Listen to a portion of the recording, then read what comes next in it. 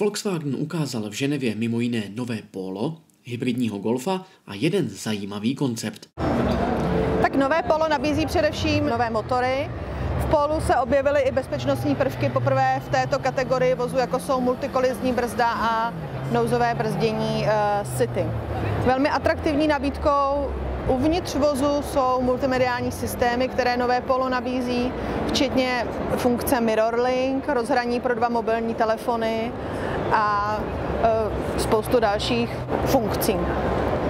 Poprvé nabízí značka Volkswagen u modelu Polo verzi Polo TSI Blue Motion a Polo TDI Blue Motion. Jako prvek individualizace si může zákazník objednat Polo ve výbavě Airline se sportovními prvky a doplňky. U modelu široko přichází značka Volkswagen s faceliftem tohoto modelu. Jedná se především o vizuální facelift, kde jsou v nabídce nová kola, u vozu jsou nové prolisy.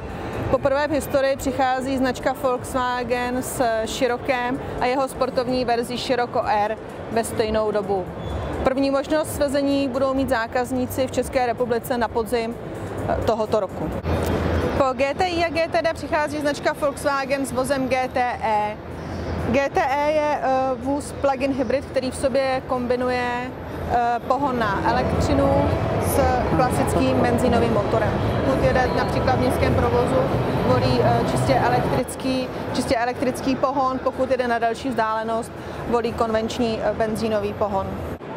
Vůz GTE v sobě má mnoho informačních technologií, které umožňují lepší kontrolu elektrického dojezdu, má možnost navigace 360 stupňů, kde v rádiu 360 stupňů řidič může vidět, kam až s elektrickým pohonem může dojet. Tento vůz bude v České republice k dispozici koncem letošního roku. Dojezd na elektriku je 50 km a celkový dojezd vozu Golf GTE je až 939 km. Takže tady za námi je koncept s názvem T-Roc. O co se jedná? Jedná se o koncept SUV na platformě Golfu. Je to vlastně SUV mezi malým konceptem SUV Taycan a klasickým Tiguanem. Jak jsem říkala, je to koncept, takže v tuhletu chvíli se čeká na odezvu zákazníků, jak po ženevském autosalonu, tak po dalších představeních tohoto modelu.